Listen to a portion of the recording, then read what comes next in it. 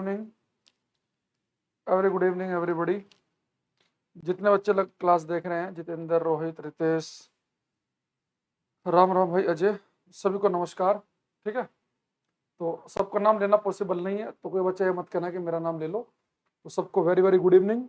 और last class में परसों जो हमने पढ़ा था उसमें हमने लाइट चैप्टर स्टार्ट किया था, और लाइट चैप्टर में मैंने आपको लास्ट जाते जाते बताया था कि जो रिफ्लेक्शन के नियम है, एक तो सभी टाइप के मिरर पे काम करते हैं। मिरर कैसा भी हो, चाहे प्लेन हो, बिल्कुल समतल हो, कनकेव अवतल हो, चाहे कॉन्वेक्स उत्तल हो, तो कोई सा भी मिरर हो, सब पर रिफ्लेक्शन के नियम काम करेंगे। फिर मैंने आपको ये भी बताया था कि रिफ्लेक्शन के नियम स्मूथ चिकनी सतह जैसे कि मिरर, उस पर तो काम करते ही हैं, और रिफ्लेक्शन के जो नियम है जैसे I is equal to R, light जिस एंगल पर आएगी उसी एंगल पर जाएगी। ये बात रफ सरफेस के लिए भी वैलिड है। इसमें थोड़ा सा फर्क है, उसके बारे में थोड़ा समझते हैं। तो देखो क्या, या ध्यान से समझेंगे बात को। जैसे बच्चे, ये मेरे पास में एक स्मूथ सरफेस है,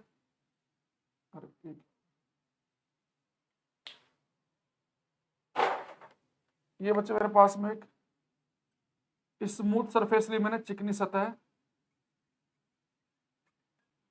स्मूथ सरफेस, चिकनी सतह है। ठीक है, जैसे कि आप इसका एग्जांपल ले सकते हैं, कोई मिरर, लाइक मिरर, जैसे कि दर्पण। तो मिरर जो होते हैं वो बहुत ही स्मूथ होते हैं वो। ठीक, तो मैंने यहाँ पे एक मिरर ले लिया, मिरर पे हम पॉलिश कर देते हैं सिल्वर की, सिल्वर की पॉलिशिंग की वजह से वो बिल्कुल स्मूथ चिकना हो जाएगा। ठीक है, अच्छा एक बच्चे में ले रहा हूं मैं। अरे सबके कमेंट पूछ रहे, क्यों लिखते हो मेरा कमेंट पहुंच रहा नहीं पहुंच रहा, सबके कमेंट आ रहे हैं। अब ये बच्चा मैंने ले लिया एक रफ सरफेस, खुदरी सतह, रफ सरफेस, खुदरी सतह। जैसे कोई आपने ले लिया टेबल, कोई पेपर ले लिया, कांच मतलब कागज का पेपर ले लिया, कोई बोर्ड ले लिया, खुदरी सतह है। तो सरफेस चाहे स्मूथ हो चाहे रफ हो, ये चिकनी सतह बच्चे हम ले रहे हैं स्मूथ सरफेस, जैसे कि दर्पण। एक रफ सरफेस ले रहे हैं, जैसे कोई फर्श है आपके घर में, ठीक है, उस तरीके का। और 360 डिग्री पर देखो। अच्छे बताओ, मैं सुबह से क्लास पढ़ाता हूँ 8 बजे से, किसी क्लास में बच्चे नहीं बोलते जी बड़ा लिखो छोटा लिखो। ये तुम्हारी क्लास में दिक्कत क्यों होती है? या तो आप लोगों को क्लास चलानी नहीं आती, 360 पिक्सल पर देखो क्लास को, या वो ऑटोमेटिकली 360 पे चल रही होगी, तो आपको पता ही नहीं क्लास कैसे लेनी है। अब ये लाइट चैप्टर का दूसरी क्लास है हमारी। अब देखो स्मूथ सरफेस पे जो रिफ्लेक्शन होगा और रफ पे जो रिफ्लेक्शन होगा, उसमें क्या फर्क है। मान लो कि यहाँ पे आपने कुछ प्रकाश की बिल्कुल समांतर किरणें, बिल्कुल पैरेलल रे डाली, बिल्कुल समांतर किरणें पैरेलल। ठीक, अच्छा ऐसे बच्चे मान लो कि आपने कुछ पैरेलल रे यहाँ डाल दी, जैसे मान लो कि एक पैरेलल रे आई और एक बिल्कुल पैरेलल रे आई, ये दो किरणें बिल्कुल पैरेलल हैं, समांतर हैं।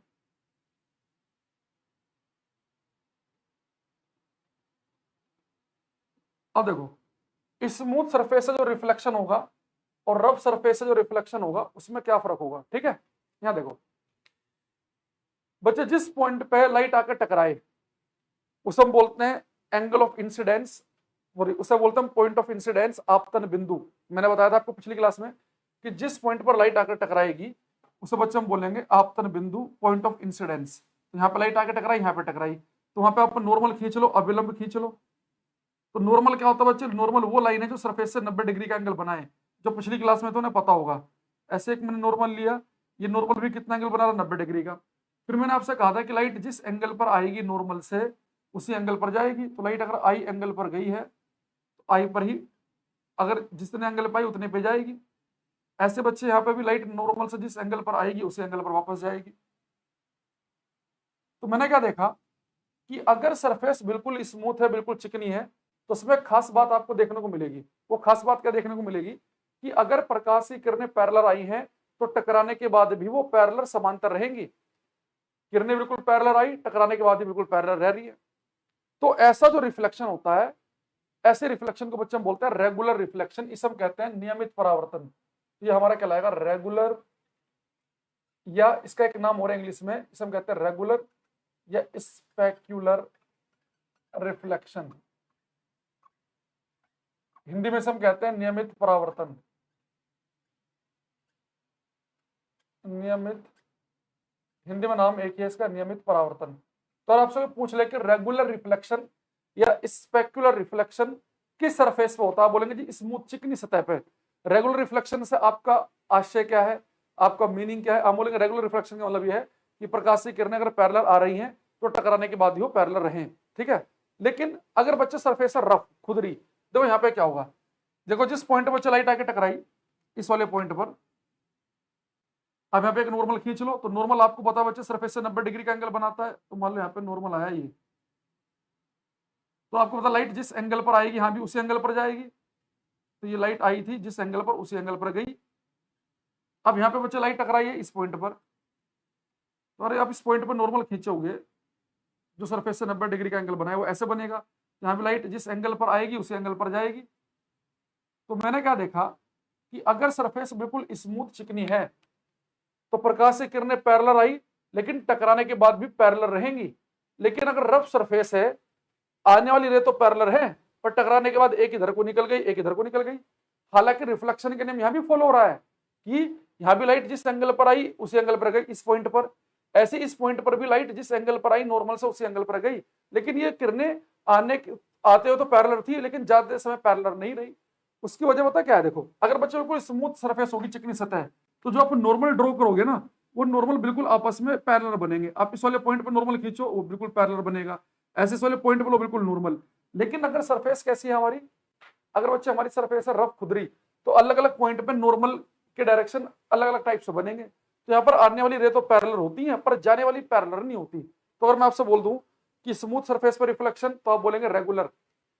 रफ सरफेस पर रिफ्लेक्शन आप बोलेंगे इररेगुलर। इररेगुलर का मतलब क्या है कि रे आते समय तो पैरेलल थी, पर टकराने के बाद कोई किधर निकल गई, कोई किधर निकल गई, फिर पैरेलल नहीं रही, तो हम बोलेंगे इररेगुलर या डिफ्यूज्ड रिफ्लेक्शन। तो क्या इररेगुलर, जैसे हम बोलते हैं बच्चे डिफ्यूज्ड रिफ्लेक्शन, हम बोलते हैं अनियमित परावर्तन। हिंदी में इसका नाम है अनियमित परावर्तन। अगर यहाँ पे आप एक चीज देखो, मान लो कोई सरफेस पर पैरेलल रे आ रही है, बहुत सारी पैरेलल, और टकराने के बाद ये पैरेलल है, तो यानी कि यहाँ पर बच्चे आपकी आंख में जो लाइट है ना, वो ज्यादा मात्रा में पहुंचेगी। तो स्मूथ सरफेस पे क्या होता है कि प्रकाश की किरणें टकराई, तो उसमें टकराने के बाद प्रकाश की किरणें ज्यादा मात्रा में आपके आंखें में पहुंचेंगी। जैसे आप मिरर के सामने खड़े हो गए, तो मिरर पर जो प्रकाश टकराएगा वो टकराने के बाद ज्यादा मात्रा में आपकी आंख में घुसेगा। तो इसलिए आप क्या होगा, रेगुलर जो रिफ्लेक्शन है, जैसे कि जो स्मूथ सरफेस से होता है, वहां पर आप इमेज प्रतिबिंब देख सकते हो। तो इमेज प्रतिबिंब तभी देख पाएंगे आप किसी चीज के अंदर, अगर वहां पर रेगुलर रिफ्लेक्शन हो रहा होगा, यानी कि स्मूथ सरफेस होगी। लेकिन मान लो कि आप किसी सरफेस के सामने खड़े हो गए, वो इरेगुलर है, उसके ऊपर रे टकराई, कोई नीचे से जा रही है, कोई इधर जा रही है, कोई उधर जा रही है, कोई इधर कोई इधर, तो आपकी आंख में उतना इंटेंस लाइट पहुंच ही नहीं पाएगी, तो आप इसके अंदर अपनी इमेज, अपना प्रतिबिंब देख ही नहीं पाएंगे।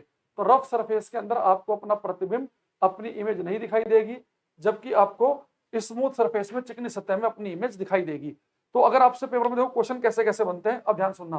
पेपर में आपसे क्वेश्चन पूछेगा रेगुलर रिफ्लेक्शन किस सरफेस से होता है, तो आप बोलेंगे जी रेगुलर जो रिफ्लेक्शन होता है वो स्मूथ से होता है, चिकनी सतह से। जैसे मैं आपको क्वेश्चन, अगर आपको बोर्ड पे दिखे, मैं दिखाता हूँ, आज बच्चों को मैं क्वेश्चन करा रहा था, इसमें शायद क्वेश्चन नंबर है वो 25 है शायद। देखो इसमें बच्चे, अगर आप क्वेश्चन नंबर 25 एक है, अभी आपको मैंने इसका बी पार्ट नहीं पढ़ाया, इसमें कि कौन सा कथन सत्य है। अगर आप इसका फर्स्ट पार्ट देखो, तो फर्स्ट पार्ट में क्या लिखा है, reflection from a smooth surface like that of a mirror is called regular reflection. एक दर्पण की सतह की तरह एक चिकनी सतह से होने वाले परावर्तन को नियमित परावर्तन कहते हैं। तो आपको पता है कि ये कथन बिल्कुल सत्य है, बिल्कुल ठीक है। तो कई बार आपको क्वेश्चन इस तरीके से मिलेगा, प्रीवियस ईयर में आया क्वेश्चन है, तो आप सभी ने पढ़ लिया होगा। क्वेश्चन क्या कह रहा है कि कौन सा स्टेटमेंट सही है, तो दूसरी स्टेटमेंट जब मैं आपको पढ़ाऊंगा इलेक्ट्रिसिटी, वहां बताऊंगा कि रेजिस्टेंस की यूनिट ओम होती है, आपको खैर पहले से ही पता होगा, प्रतिरोध का मात्रक ओम है। तो यहाँ पे दोनों स्टेटमेंट सही है। तो पहली स्टेटमेंट आपने भी देख ली कि कैसे क्वेश्चन आया कि रिफ्लेक्शन जो चिकनी सतह से होता है उसे हम कहते हैं नियमित परावर्तन। तो आप कहेंगे जी बिल्कुल सही कह रहा है, बिल्कुल एकदम बात ठीक है इसकी, ठीक है। तो स्मूथ सरफेस से जो रिफ्लेक्शन होता है, जैसे कि मिरर, तो वो होता है बच्चे हमारे रेगुलर रिफ्लेक्शन, इसके अंदर आप इमेज देख सकते हैं। लेकिन जो रफ सरफेस, जैसे कि आपका हो गया टेबल, हो गया फर्श, हो गया दीवार, हो गई, जो बिल्कुल मिरर की तरह स्मूथ चिकने नहीं है, वहां पे बच्चे जो रिफ्लेक्शन होगा वो आपका स्मूथ नहीं होगा, सॉरी वो वहां पे रेगुलर नहीं होगा, वो इरेगुलर होगा, वहां पर रे टकराने के बाद पैरेलल नहीं बचेंगी, तो इसलिए वहां पर इमेज नहीं बनेगी।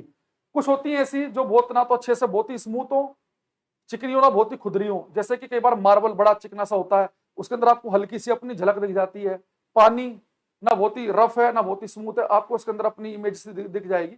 उसे बोलते हैं ट्रांसलूसेंट, जो ना ट्रांसपेरेंट है ना ओपेक है, जो ना पारदर्शी है ना अपारदर्शी है, वो अलग चीज है। तो अगर किसी के अंदर आपको अपनी झलक से दिख जाए, बिल्कुल मिरर जैसी नहीं दिख रही है, मिरर तो अलग ही चीज हो गया, सबसे ज्यादा स्मूथ है वो, ठीक है। तो हमने क्या देखा, यहाँ पर भी रिफ्लेक्शन का नियम फॉलो हो रहा है, लेकिन अलग अलग पॉइंट पर। यहाँ पे लाइट 5 पे आई तो 5 पे गई, यहाँ 15 पे आई तो 15 पे गई, अलग अलग पॉइंट पर रिफ्लेक्शन के नियम यहाँ भी फॉलो हो रहे हैं। पर रफ की होने की वजह से रे पैरेलल तो है, लेकिन टकराने के बाद पैरेलल नहीं बची, ठीक है। तो इस तरह के 2-3 स्टेटमेंट आपको ध्यान रखनी है कि रेगुलर रिफ्लेक्शन किस सरफेस से होगा, इरेगुलर किससे होगा। दूसरा आपको ये भी ध्यान रखना है कि इसका मतलब होता है कि रे आते समय पैरेलल, टकराने के बाद भी पैरेलल। यहाँ पे आते समय पैरेलल, लेकिन टकराने के बाद पैरेलल नहीं बचेंगी। और दूसरी चीज क्या होता है मैंने कि आप इसमें स्मूथ सरफेस में अपनी इमेज देख सकते हैं, लेकिन इसमें नहीं देख सकते। तो इस तरह की कुछ बातें, ठीक है।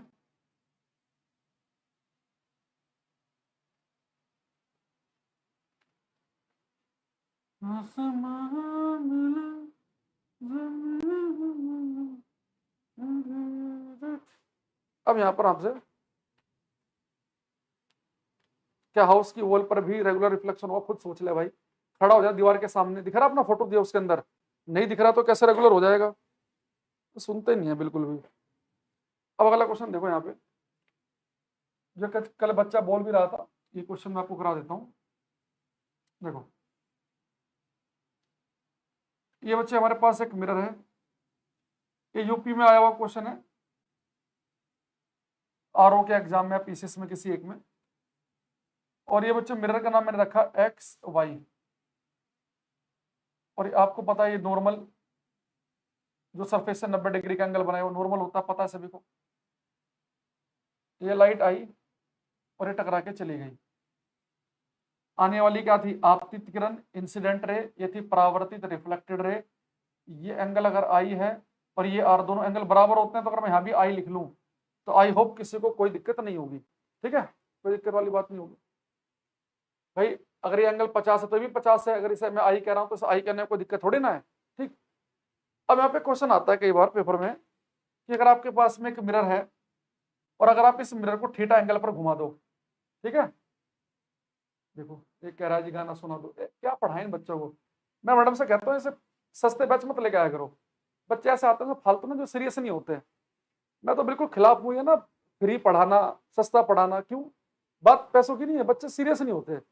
ऐसा करो उनसे पैसे ले लो, जब उनका कोर्स खत्म हो जाए तो उनके अकाउंट में वापस भेज दो। कह रहा है जी गाना बढ़िया गाते हो, गाना सुना दो, तो क्या करो बताओ इनका। या मैडम सोचते हैं कि भाई साहब नहीं, अरे सर कुछ नहीं होता, बच्चे गरीब भी हैं, ये हैं वो हैं, गाँव से हैं फलाना। मैडम भावुक हो जाती हैं, भावुक करा लो उनसे, गाने सुनने के लिए आए हैं क्लास में। अब यार देखो ये मिरर है एक्स वाई, तो लाइट आई, आई एंगल पर, जितने एंगल पर आई उतने पे गई। अब मैंने बच्चे मिरर पकड़ा और इस मिरर को मैंने पकड़ के ऐसे घुमा दिया, ठीक है। ये मिरर हमने घुमा दिया ऐसे,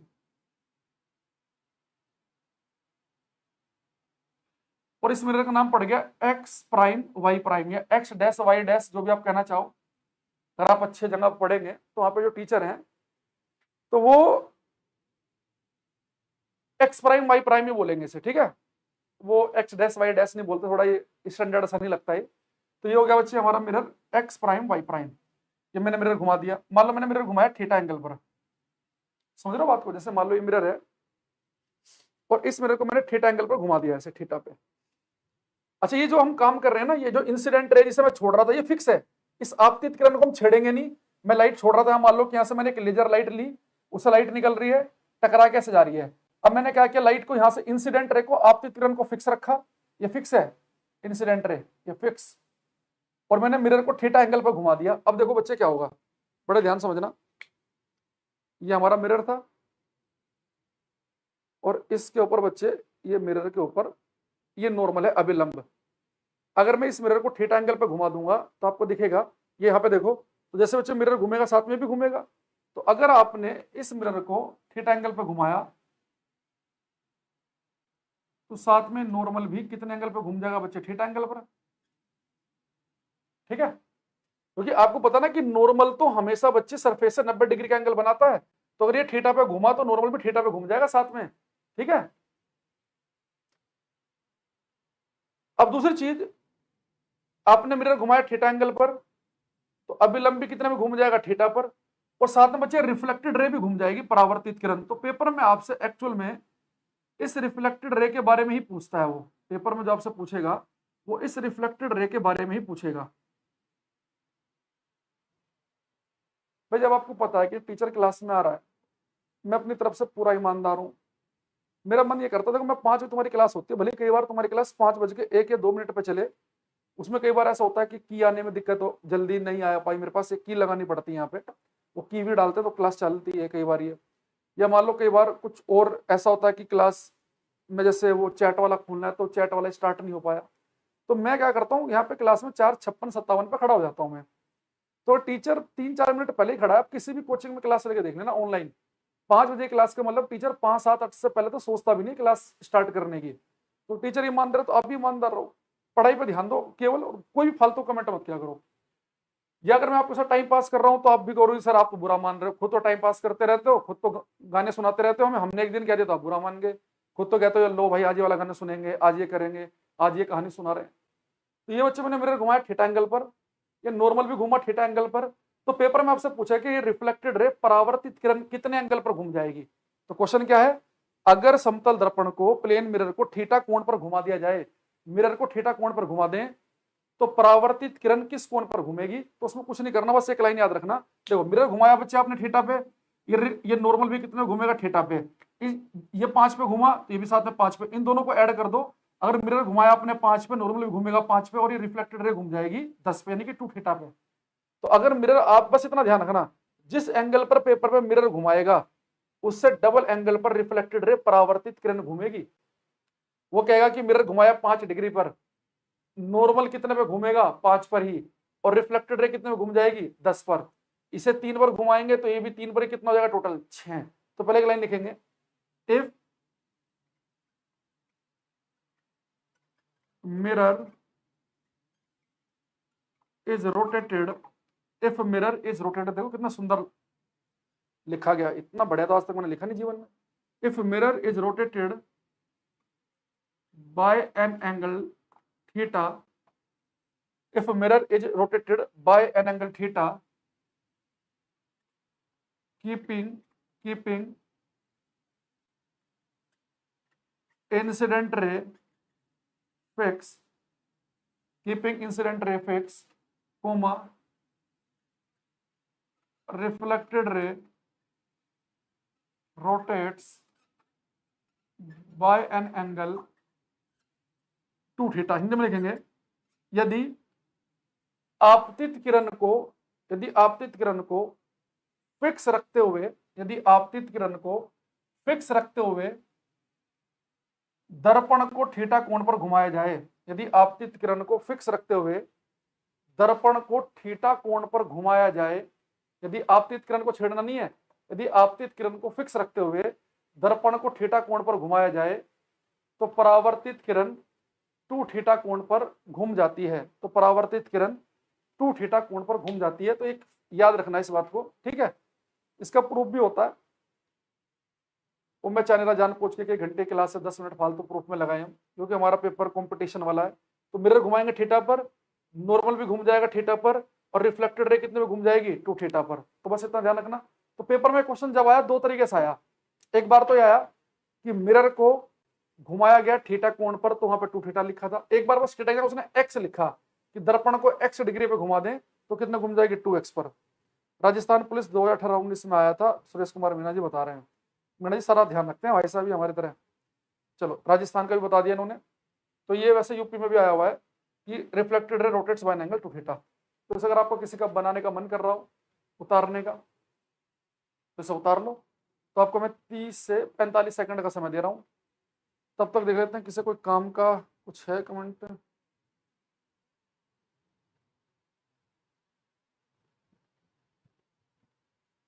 कह रहे सर आप गुस्सा क्यों रहते हैं, भाई गुस्सा वो हर एक आदमी रहेगा जो अपने काम से ईमानदार होगा, जो सच्चा होगा। जो आदमी झूठा होगा, फ्रेबी होगा, उसे कभी गुस्सा नहीं आएगा।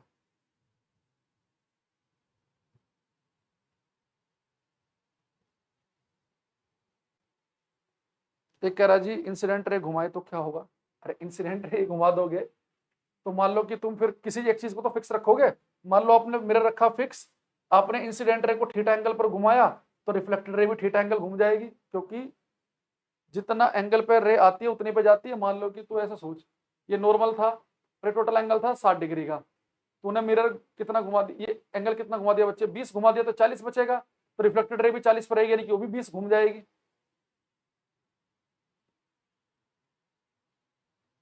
चंदन कुमार, टिंडल इफेक्ट क्या है?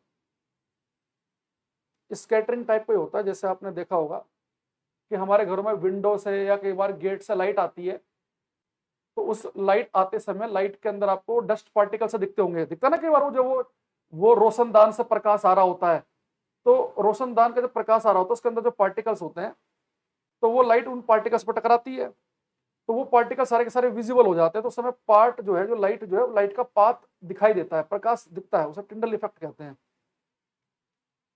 चलो अब इससे हम चलते हैं आगे।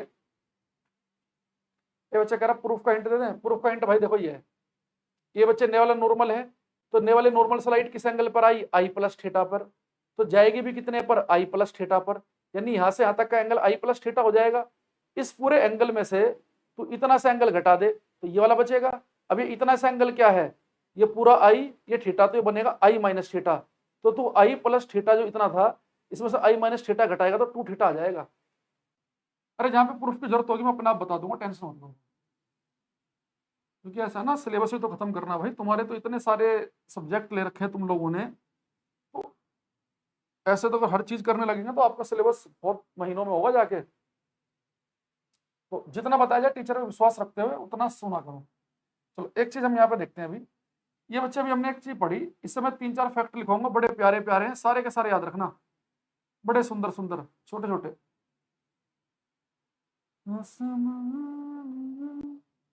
देखो ये मैंने बच्चे मिरर लिया और इस मिरर के ऊपर मैंने डाल दी पैरेलल रे, समांतर किरणें। आपको पता है कि मिरर तो क्या है बच्चे, स्मूथ है, तो कौन सा रिफ्लेक्शन होगा, रेगुलर, तो रे पैरेलल आई तो पैरेलल जाएंगी, अभी पढ़ा हमने आते ही, जो बच्चे लेट नहीं आए हैं उन्हें पता है। तो मेरा क्वेश्चन आपसे ये है कि ये जो ये लाइट आई और ये टकराई, और टकराने के बाद बच्चे कैसे हुई, पैरेलल आई थी और टकराने के बाद बच्चे पैरेलल जा रही है, तो मुझे बताओ कि क्या पैरेलल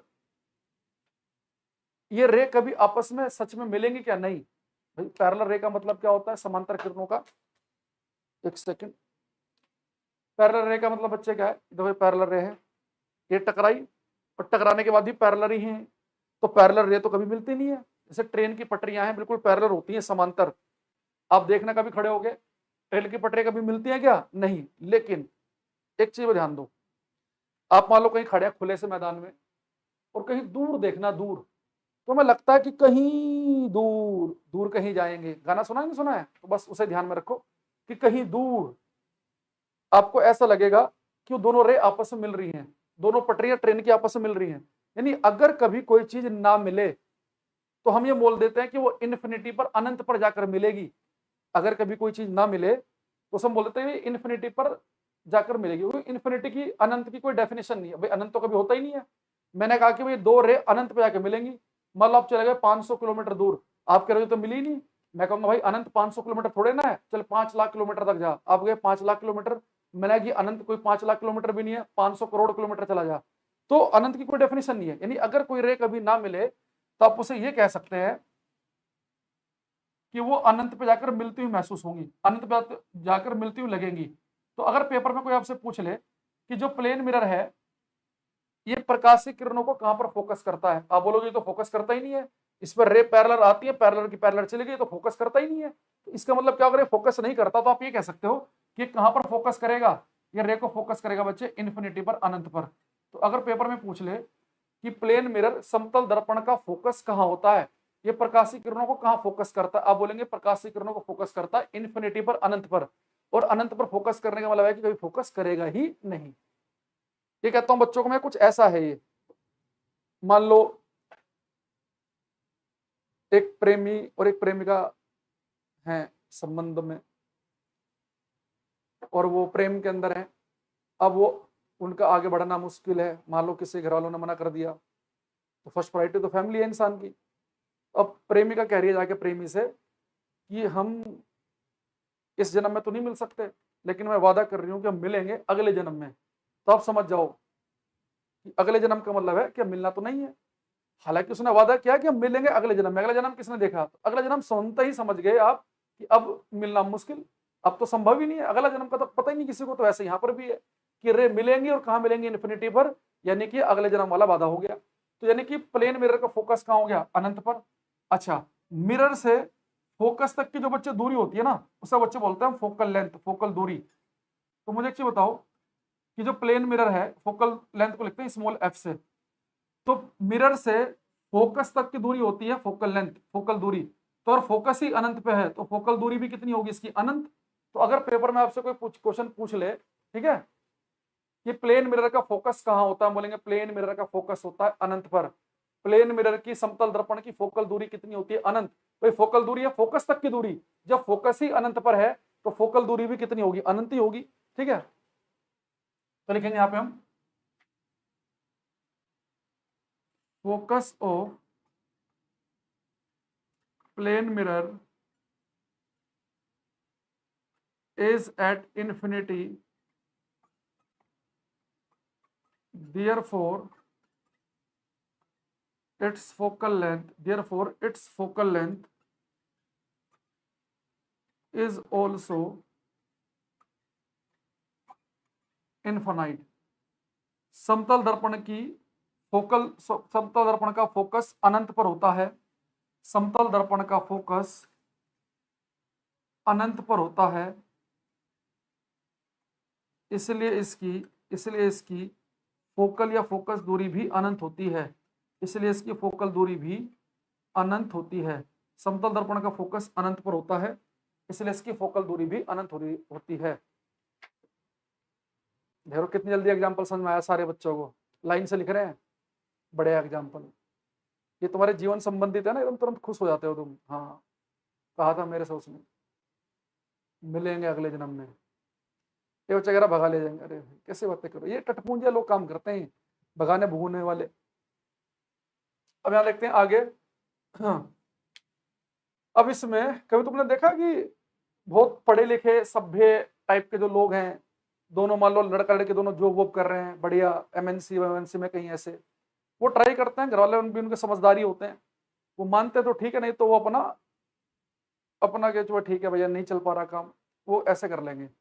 नहीं होता है सब। वो देखोगे कई बार दिखाते हैं, वो लड़का लड़की का वो इंटरव्यू सा आता है, वो शक्ल भी उनकी ऐसी होती है कि लड़की के बाल भी ऐसे गूंदे हुए हैं अलग टाइप से, वो लड़के ने भी टी शर्ट पहन रखी पीले कलर की, और नीचे पैंट पहन रखी काले से कलर की, सूखा सा है यहाँ तक उसने टी शर्ट पहन रखी है। वो कहता हम बहुत प्यार करते हैं।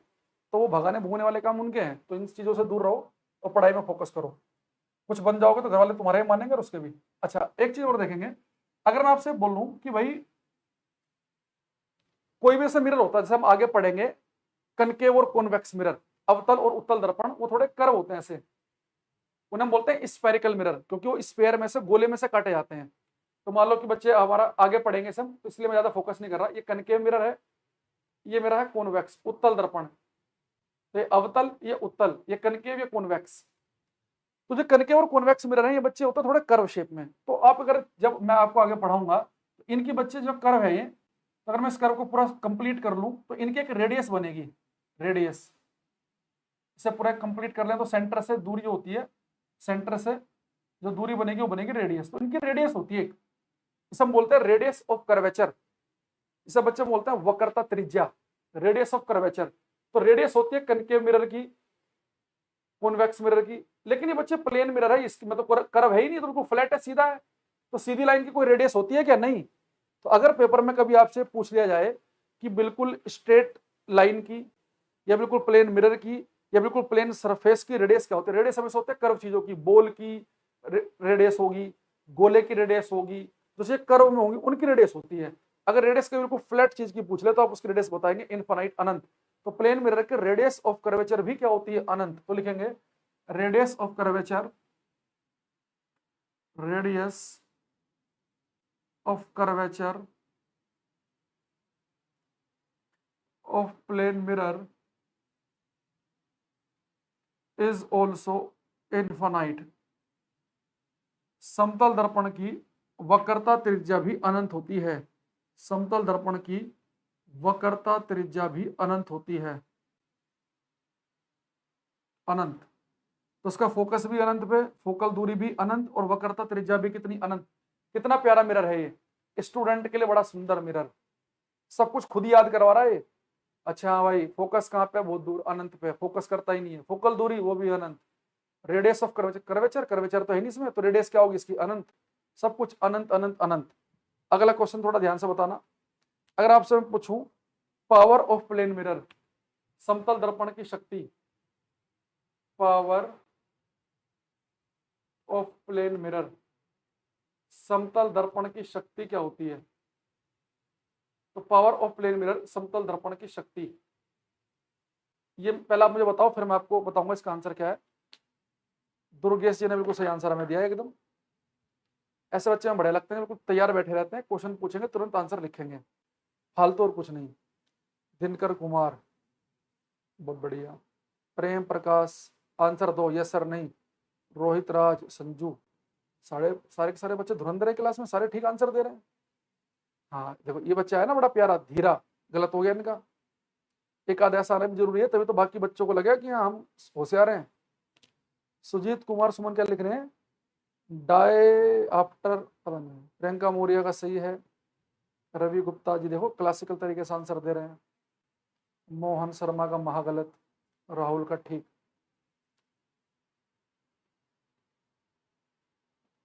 अच्छा डायोप्टर, अरे डायोप्टर तो पावर की यूनिट होती है, ये डायोप्टर लिख रहा है, और डायोप्टर भी क्या लिख रहा है, डाई आफ्टर।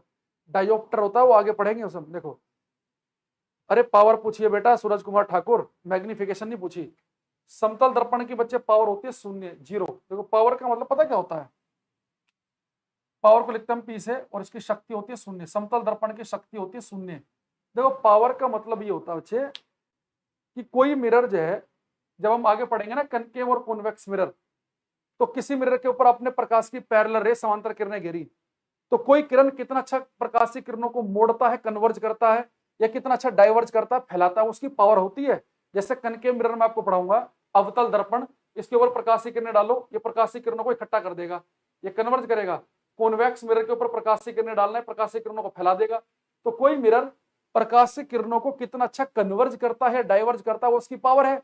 और प्लेन ना तो कन्वर्ज करता ना डाइवर्ज करता। भाई बताना, प्लेन मिरर के ऊपर प्रकाश की पैरेलल रे आई, पैरेलल ही है, ना तो फैली और ना ये इकट्ठी हुई, तो ना तो इसकी औकात किरणों को कन्वर्ज करने की है, ना डाइवर्ज करने की है।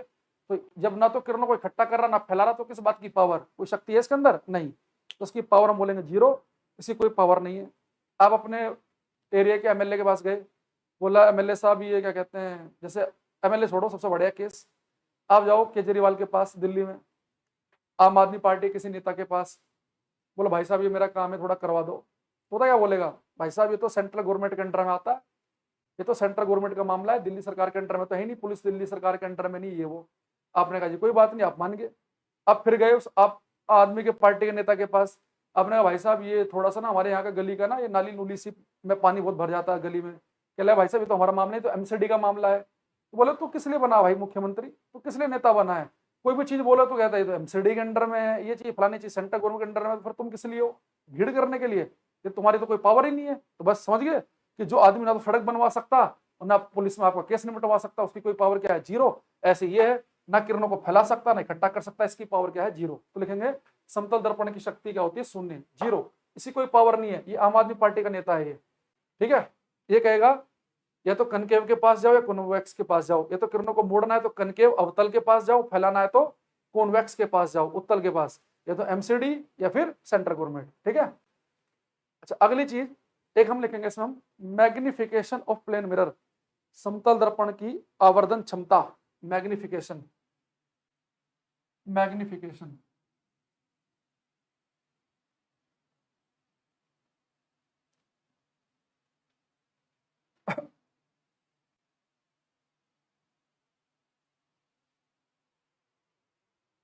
कॉन्सेप्ट क्लियर हो गया, एकदम कॉन्सेप्ट क्लियर हुआ। बच्चों से ज्यादा इंटरेस्ट आजकल पॉलिटिक्स में होता है बच्चों का, तुरंत उनके कॉन्सेप्ट क्लियर हो जाता है एकदम से। फेसबुक पे लगे रहते हैं, पढ़ाई लिखाई से तो मतलब है नहीं, पर नेताओं के चिपके रहेंगे पीछे आगे पीछे।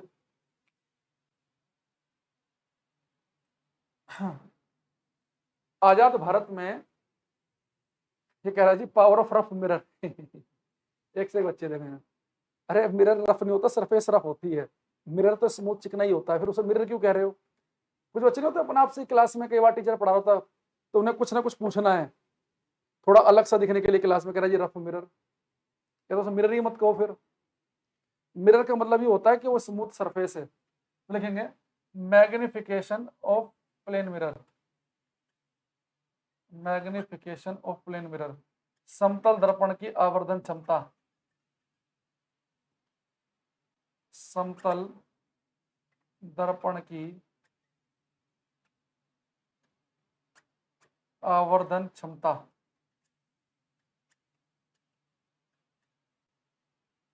मैग्निफिकेशन ऑफ प्लेन मिरर किसी को पता है? मैं फिर बताऊंगा इसका मतलब क्या है। समतल दर्पण की आवर्धन क्षमता। अविनाश कुमार कह रहे हैं ऑल क्लियर, और क्लियर की स्पेलिंग गलत लिखी है। बताओ भाई, मैग्निफिकेशन का मतलब क्या बताऊंगा अभी, अगर किसी को पहले से आंसर पता है तो बताएगा। मैग्निफिकेशन, आकांक्षा सिंह भदौरिया बिल्कुल सही आंसर है इनका एकदम से। राहुल का एकदम बढ़िया आंसर है। रोहित राज बिल्कुल सुंदर आंसर। देखो, समतल दर्पण की आवर्धन क्षमता होती है बच्चे, इसकी मैग्निफिकेशन होती है +1। मैग्निफिकेशन होते हैं एम से, मैग्निफिकेशन है +1। अब थोड़ा सा हम ये समझेंगे कि ये मैग्निफिकेशन 1 क्यों है इसकी। देखो, मैग्निफिकेशन बच्चे पता क्या होती है? देखो, मैग्निफिकेशन का फॉर्मूला होता है HI/HO। HI का मतलब है यहाँ पे हाइट ऑफ इमेज, प्रतिबिंब की ऊंचाई, हिंदी वाले लिख लेना। HI है प्रतिबिंब की ऊंचाई, हाइट ऑफ इमेज प्रतिबिंब की ऊंचाई, और HO है हाइट ऑफ ऑब्जेक्ट, वस्तु की ऊंचाई। तो बच्चे प्लेन मिरर करता क्या है, अगर आप प्लेन मिरर के सामने खड़े हो गए, घर में जो मिरर है आपके, अगर आप उसके सामने 5 फीट के खड़े हुए तो मिरर में भी 5 फीट के दिखाई दोगे। यानी प्लेन मिरर करता क्या है, वस्तु अगर 5 फीट की है तो उसकी इमेज भी 5 फीट की बनाएगा। अपने गोद में एक बच्चा लेके जाना 1 फीट का, तो गोद में जो आपके बच्चा है ना 1 फीट का, वो मिरर में भी 1 ही फीट का दिखेगा। कई बार हम करते नहीं, जैसे छोटा बच्चा मान लो घर में आपके भतीजा है भांजी है, वो रो रहा है, आप उसे गोद में लेते हो और मिरर के सामने खड़े हो जाते हो, बच्चा अपने आप को देख के चुप हो जाता है मिरर में। तो आपने देखा होगा कि मिरर में जो जब आप देखते हो आपके गोद में बच्चा अगर छोटा है तो मिरर में भी छोटा ही दिखता है। तो मिरर की खास बात क्या है, प्लेन मिरर की, जितनी बड़ी वस्तु उतनी बड़ी उसकी इमेज बनाता है। तो वस्तु 5 फीट की तो इमेज भी 5 फुट की, वस्तु 1 फीट की तो इमेज भी 1 फीट की, दोनों कट जाएंगे, इसलिए इसकी मैग्निफिकेशन आई 1। तो मैग्निफिकेशन आपको एक्चुअल में क्या बताती है, मैग्निफिकेशन को हम कनकेव कॉन्वेक्स में और बड़े समझेंगे। मैग्निफिकेशन आपको ये बताती है कि इमेज कितने गुना बड़ी बनेगी। जैसे मान लो अगर मैं कह दूं कि एक मिरर है, कोई रफ काम कर रहा हूं, लिखना मत इसे, मैंने कहा मान लो कोई मिरर है, उसकी मैग्निफिकेशन 4 है, अब समझ जाना कि ये मिरर 4 गुना बड़ी इमेज बनाएगा, 5 फीट का व्यक्ति दिखाएगा 20 फीट का। मैंने कहा कोई मिरर है उसकी मैग्निफिकेशन है 0.5 यानी कि आधी, यानी ये मिरर इमेज बनाएगा 6 फीट की, 3 की आधी कर देगा, उसकी 5 को 2.5 कर देगा। मैग्निफिकेशन 1 तो इमेज कर देगा 1 गुना, तो 6 फीट वाले को 6 फीट का दिखाएगा, 5 वाले को 5 का। और ये प्लस आपको बता रहा है कि इमेज बनाएगा सीधी, सर की जगह सर, पैर की जगह पैर। वो मैं आपको आगे एक्सप्लेन कर दूंगा मैग्निफिकेशन जब डिटेल में बताऊंगा। अभी फिलहाल इतना लिखेंगे कि इसकी मैग्निफिकेशन होती है +1। ठीक है, मैग्निफिकेशन को हम आगे और डिटेल में समझेंगे। अभी के लिए हमने क्या क्या पढ़ा, देखो, प्लेन मिरर का फोकस कहां पर होता है बच्चे, अनंत पर। इसकी फोकल दूरी कितनी होती है, अनंत। इसकी रेडियस वक्रता त्रिज्या कितनी होती है, अनंत। इसकी पावर कितनी होती है, 0। इसकी आवर्धन क्षमता कितनी होती है, +1। ये पांचों फैक्ट याद है कि नहीं है, पहले बताओ, याद है कि नहीं? 5 के 5। फोकस कहाँ है, फोकल दूरी कितनी है, वक्रता त्रिज्या कितनी है, शक्ति कितनी है, आवर्धन क्षमता कितनी है।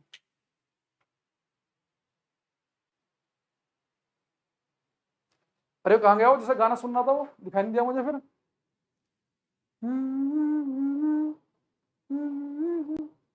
बता जल्दी, ये पांचों क्लियर है कि नहीं?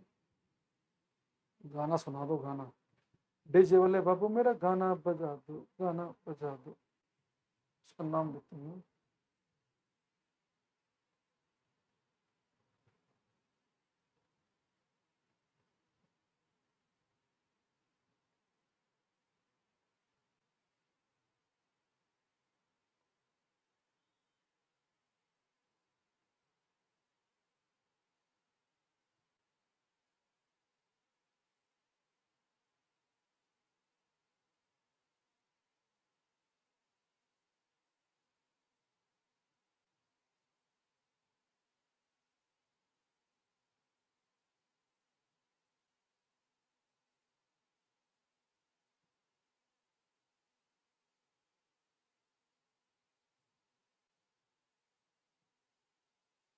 अच्छा ऋषि दीवान,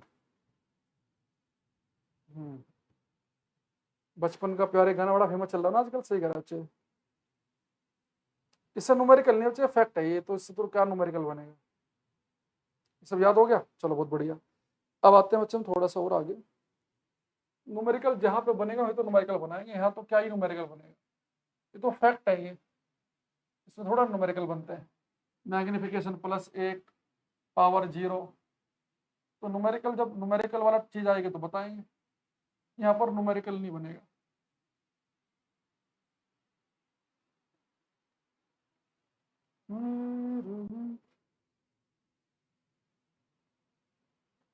अभी अच्छा एक चीज और देखो यहाँ बच्चे, ये जो हमारा प्लेन मिरर है,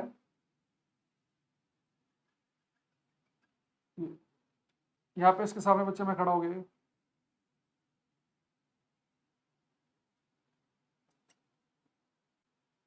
मान लो कि बच्चे इस प्लेन मिरर से मैं 60 सेंटीमीटर आगे खड़ा हूं, 60 सेंटीमीटर। तो आपको पता है मिरर से आप जितना आगे खड़े होंगे, प्लेन मिरर की खास बात है आपकी इमेज उतना ही मिरर में पीछे बनेगी।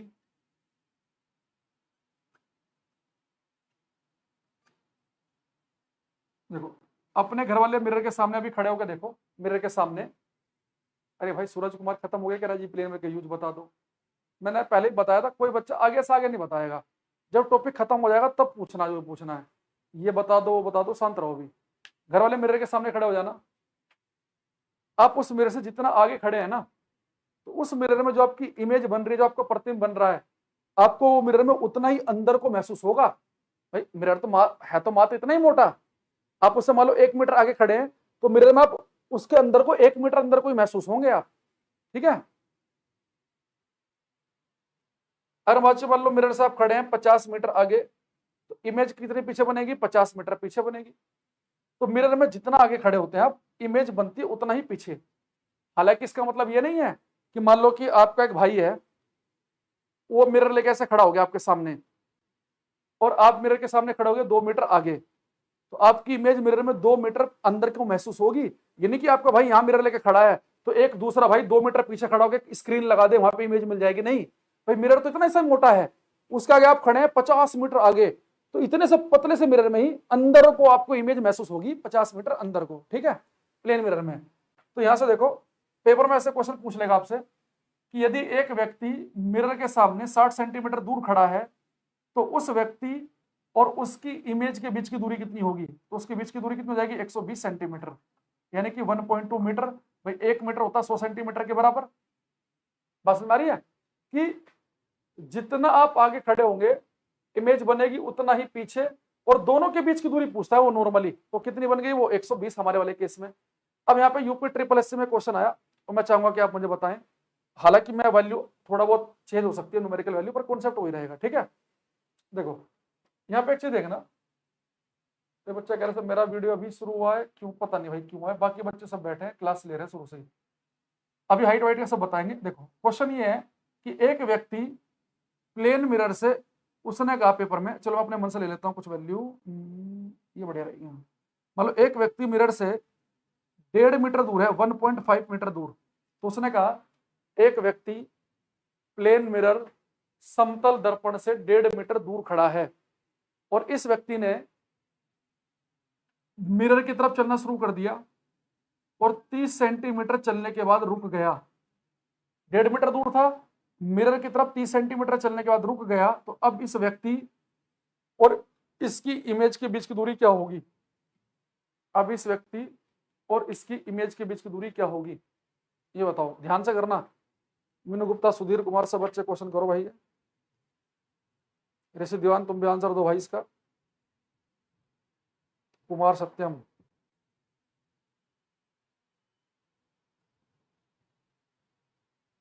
नरेंद्र कुमार मीणा जी का सबसे पहला आंसर हमारे पास आया है, जो कि बिल्कुल ठीक है। और यूनिट आगे जरूर लिखें, खाली ऐसे लिख के मत छोड़ दें। चंदन कुमार, एक थप्पड़ अपने लगाओ और एक किसी और से लगवाओ। बात करनी है रफ मिरर के क्वेश्चन का आंसर जोड़ घटा का नहीं आ रहा इससे। दिनकर तुम भी, राजू, रोशन, माली, राम, गोरा, बहुत बढ़िया आंसर दिया इन्होंने भी। रंजीत का गलत है। जितने बच्चे 60 लिख रहे हैं उन सबका गलत है। 60 और 90 वाले कमेंट करना बंद कर दो, और 120 वाले सबसे पहले बंद करो, सबसे ज्यादा तुम्हारे आंसर आ रहे हैं। ये विपिन इन सबका ठीक है। एक 45 वाला भी बताओ। एक 45 भी आंसर दे रहा है। अच्छा, सारा काम छोड़ के पहले इससे पूछते हैं भाई 45 आया कैसे, ये इतना गलत कैसे हो गया। देखो, जिनका 240 है, बहुत सारे बच्चों का जो सबसे ज्यादा आंसर आया मेरे पास, ईमानदारी से बताऊं तो वो ठीक है भाई। आप खुद एक चीज सोचो, ये व्यक्ति मिरर से 1.5 मीटर दूर है, 1.5 मीटर, और ये चला 30 सेंटीमीटर, तो मीटर में दे रखा 1.5 मीटर चला 30, तो सेंटीमीटर बदल लो, तो 1.5 मीटर का मतलब होता है 150 सेंटीमीटर। तो ये व्यक्ति 1.5 मीटर का मतलब है कि 150 सेंटीमीटर दूर था। जब ये 30 सेंटीमीटर चलेगा तो मिरर से कितना बचेगा भाई। मेन पता है क्या है कि आप मिरर से कितना दूर हैं, तो मिरर से आप बचेंगे 120 सेंटीमीटर। भाई 1.5 मीटर का मतलब है 150 सेंटीमीटर दूर थे, 30 चल ली है, तो 120 से तो बचे। तो अगर व्यक्ति 120 सेंटीमीटर आगे है तो इमेज बनेगी 120 सेंटीमीटर पीछे। तो दोनों के बीच की दूरी क्या हो गई, दोनों के बीच की दूरी हो गई 240 सेंटीमीटर, यानी कि 2.4 मीटर। जिसका 240 सेंटीमीटर या 2.4 मीटर उनका सही है, बाकी सबका गलत है। पता नहीं 45 ही बता रहा है, कोई 60 ही बता रहा है। अब क्या ही करें ऐसे बच्चों का। कुछ किया जा सकता है क्या इस केस में।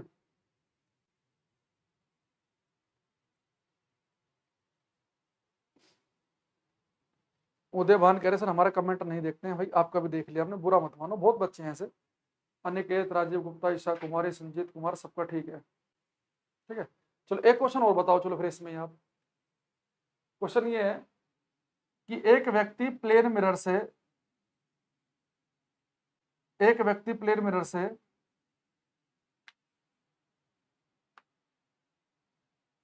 320 सेंटीमीटर दूर है, 320 सेंटीमीटर दूर। तो इनिशियली 320 सेंटीमीटर दूर है, और ये मिरर से 1.5 मीटर और दूर चला गया, 1.5 मीटर और दूर चला गया। तो अब इस व्यक्ति और इसकी इमेज के बीच की दूरी क्या होगी। अब इस व्यक्ति और इसकी इमेज के बीच की दूरी क्या होगी।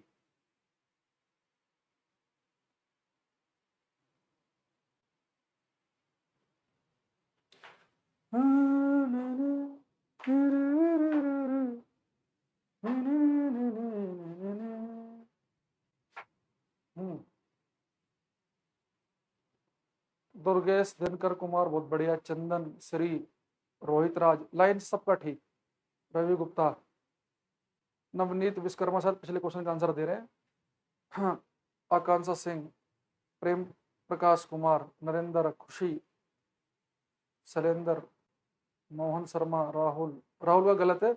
एक कौशल कुमार का गलत है अभी तक, बाकी सबका ठीक है। 600 वाले का महा गलत है, 840 वाले का गलत है। मनीष कुमार 340 बता रहा है, बताओ ये अलग ही दुनिया में है। एक बच्चा 1040 बता रहा है, कुछ 470 बता रहा है। जितने बच्चे 940 सेंटीमीटर या 9.4 मीटर लिख रहे हैं लगातार, उनका सही है। देखो भाई एक चीज बताओ, ये 320 सेंटीमीटर दूर है और 1.5 मीटर और दूर चला गया, या तो दोनों को सेंटीमीटर में कर लो या दोनों को मीटर में। तो मान लो कि ये 3.2 मीटर कर दिया मैंने इसे, तो टोटल कितना दूर हो गए। 3.2 मीटर पहले ही था, 1.5 और चला गया, तो कितना हो गया 3, 4, 4.5, 4.7। तो कितना बन गया ये 4.7 मीटर दूर हो गया। तो इमेज भी कितना दूर बनेगी 4.7 मीटर दूर। तो दोनों के बीच की दूरी क्या हो गई, तू मिला जमी मिली, कितना हो गया 9.4 मीटर। तो आ गया 9.4 मीटर। जिनका 9.4 नहीं आया वो अपने जोड़ घटा पे ध्यान दें। मैथ के टीचर से बोले भाई पढ़ाई पे हमारा मन नहीं है, कम से कम तुम ही लगवा दो, हम इतना नहीं कर पा रहे हैं। ठीक है, चलो इतना बहुत हो गया। अब आते हैं अपने काम की बात पे, जिसके लिए हमने रंगारंग कार्यक्रम शुरू किया था। अब मिटाना पड़ेगा, ये दोबारा बनाना पड़ेगा फोटो।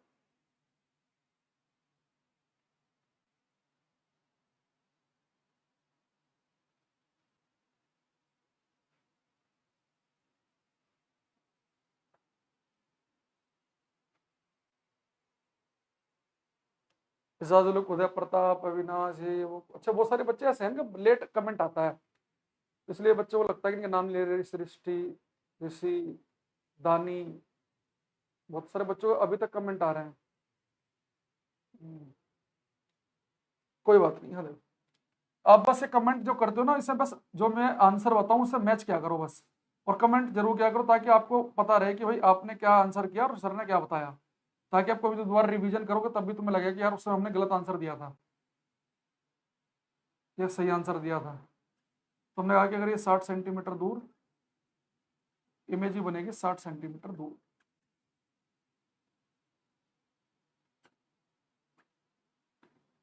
अच्छा, दोनों के बीच की दूरी हो गई 120 सेंटीमीटर यानी कि 1.2 मीटर। दूसरा बच्चे, अगर आपकी हाइट h है तो आपकी इमेज की हाइट भी कितनी होगी, h, सेम हाइट बनती है। ठीक है। दूसरी चीज, सर आपने पर्सन और मिरर के बीच की दूरी नहीं, मैंने पर्सन और उसकी इमेज के बीच की दूरी पूछी थी। अगर मिरर और पर्सन के बीच की दूरी अगर आपको सुना है तो 4.7 सही है। फिर मैंने पूछा था ऑब्जेक्ट और इमेज के बीच की, मिरर बोला था क्या मैंने मिरर बोला था तो फिर 4.7 है। अगर ऑब्जेक्ट और इमेज के बीच की दूरी पूछा था तो 9.4 होगा।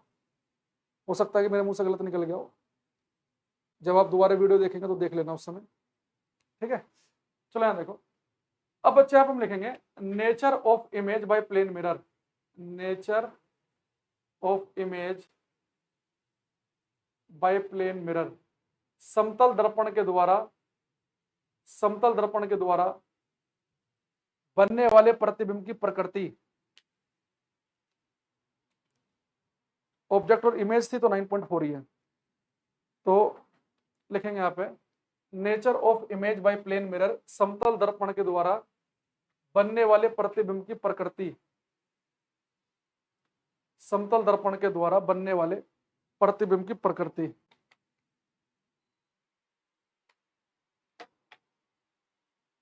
बच्चे कह रहे मैंने मिरर सुना था, अगर मैंने ऑब्जेक्ट और मिरर के बीच बोला था ना तो फिर 9.4 वालों का सबका गलत है। ऑब्जेक्ट और मिरर के बीच तो 4.7 है। दिनकर कुमार कह रहे हैं हेट में भाई न्यूमेरिकल जीएस स्पेशल में इतने कराते नहीं है, मैंने फिर भी करा दिए थे उसमें। इसमें हम मेन कॉन्सेप्चुअल क्वेश्चन करते हैं। अगर देखो nature of image by plane mirror, समतल दर्पण के द्वारा बनने वाले प्रतिबिंब की प्रकृति। तो समतल दर्पण बच्चे कैसे इमेज बनाता है, देखो जो इमेज बन रही है ना, ये हम इस इमेज की प्रकृति चेक करेंगे कि इसका नेचर कैसा है। इमेज उल्टी है, सीधी है, टेढ़ी मेढ़ी कैसी है। देखो सर की जगह सर दिख रहा है बच्चा आपको, पैर की जगह पैर दिख रहे हैं, यानी कि इमेज कैसी है, सीधी, इरेक्ट। इरेक्ट इमेज बनेगी, इरेक्ट सीधी इमेज। और आपको पता है कि बच्चे जो इरेक्ट इमेज होती है, सीधी इमेज, उससे ध्यान रखना वो होती है हमेशा वर्चुअल आभासी। सीधा प्रतिबिंब हमेशा आभासी होता है। आभासी का मतलब ये होता है बच्चे वो इमेज जिसे केवल आप मिरर में आपने झांक के देखा, बस मिरर में देख लिया, मिरर से हटे इमेज गायब।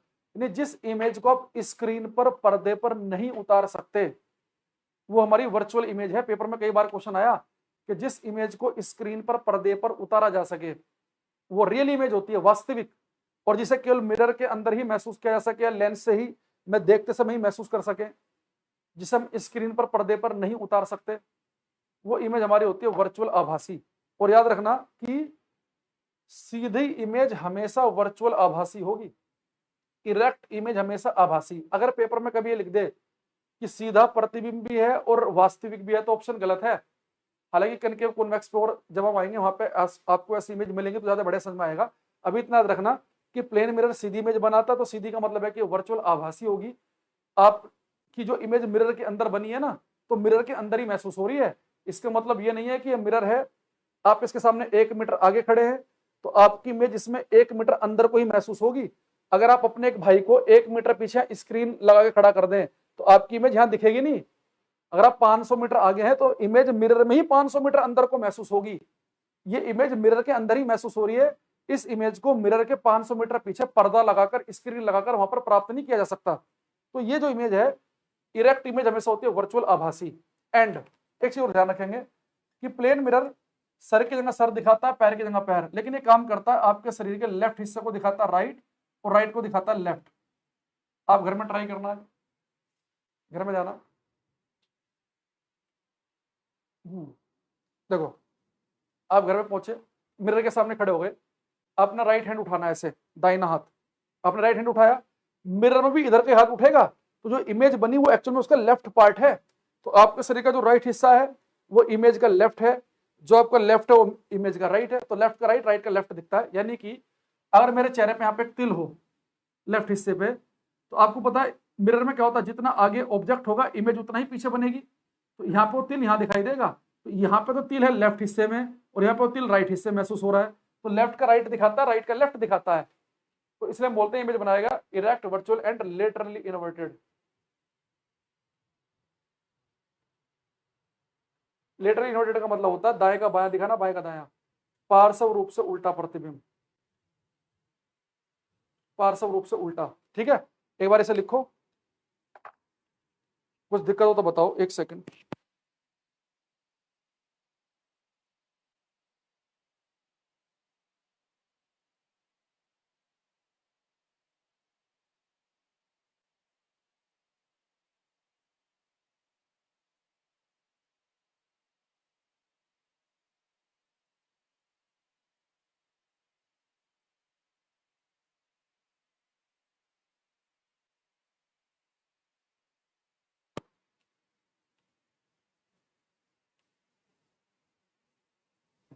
लेफ्ट का राइट, राइट का लेफ्ट दिखने वाली हर इमेज होती है लेटरली इन्वर्टेड, पार्श्व रूप से उल्टी। ठीक है, मोबाइल फोन जो इमेज बना रहा तो रियल इमेज है, उसने इमेज बना दी आपका स्क्रीन पर, वो तो परमानेंट इमेज हो गई। तो प्लेन मिरर जो इमेज बनाएगा वो सीधी, आभासी और पार्श्व रूप से कैसे होगी, उल्टी। Erect, virtual and laterally inverted. Plane mirror कैसे फाइंड करेंगे इमेज, मतलब जैसे मान लो कि अगर आपको, जैसे ये मिरर है ये, और इसके सामने आपके पास ये पॉइंट को आपको चेक करना है कि इसकी इमेज यहाँ पे बनेगी इतनी दूरी पर। तो उसके लिए अगर आपको ज़्यादा डिटेल में जाना है, मैं 10th क्लास में पढ़ाया बच्चों को मैंने, आपके यहाँ जरूरत नहीं है। देखो, अगर किसी भी पॉइंट की अगर आपको इमेज चाहिए ना, तो आपके पास कम से कम दो रे होनी चाहिए, दो किरणें होनी चाहिए। तो एक रे बच्चे आप क्या करेंगे, बिल्कुल डाल दो परपेंडिकुलर, ये मैं भी आपको बताऊंगा अगली क्लास में। अगर रे बिल्कुल परपेंडिकुलर डालोगे तो उसी पाथ पर लौट आएगी। एक को डाल दो किसी एंगल पर, या नॉर्मल खींच लो, तो लाइट जिस एंगल पर गई, जिस एंगल पर आई उस एंगल पर वापस जाएगी। अब ये रे वापस आई, ये और ये तो कभी मिल नहीं पाएंगी, तो इन्हें पीछे की तरफ बढ़ाओ, जहां पर आपको मिलती हुई दिखाई देंगे वहीं पे इमेज बनेगी। तो इस वाले पॉइंट की इमेज बन गई यहाँ पर। तो जितना आप आगे खड़े हैं इमेज उतना ही पीछे बनेगी। तो ये दो ट्रायंगल होंगे, वो होंगे, क्या बोलते हैं, कौन सा ट्रायंगल बोलते हैं उन्हें दोनों को, नाम दिमाग में से निकल गया वो। अरे वो ट्रायंगल का सिंबल नहीं होता वो, कोरेंट क्या बोल रहे, क्या बोलते हैं, दिमाग से निकल रहा, शब्द अटक रहा दिमाग में, क्या बोलते हैं उसे, वो दो ट्रायंगल के, हाँ कॉन्ग्रुएंट, दोनों ट्रायंगल होंगे कॉन्ग्रुएंट। तो ये जितना ये होगा उतना ये होगा, ये कॉमन है, एंगल भी सेम है, तो ये उसकी जरूरत नहीं है, और सीधा याद रखो जितना आगे खड़े हैं इमेज उतना ही पीछे बनेंगे, इमेज उतना ही कॉन्ग्रुएंट ट्रायंगल होंगे।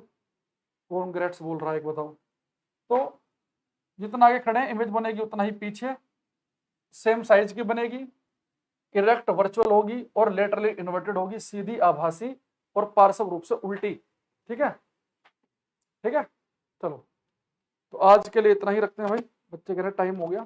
ठीक है भैया, टाइम हो गया आपका, एक मिनट हमने अधिक ले लिया, उसके लिए बहुत माफी। चलो बाय बाय, टेक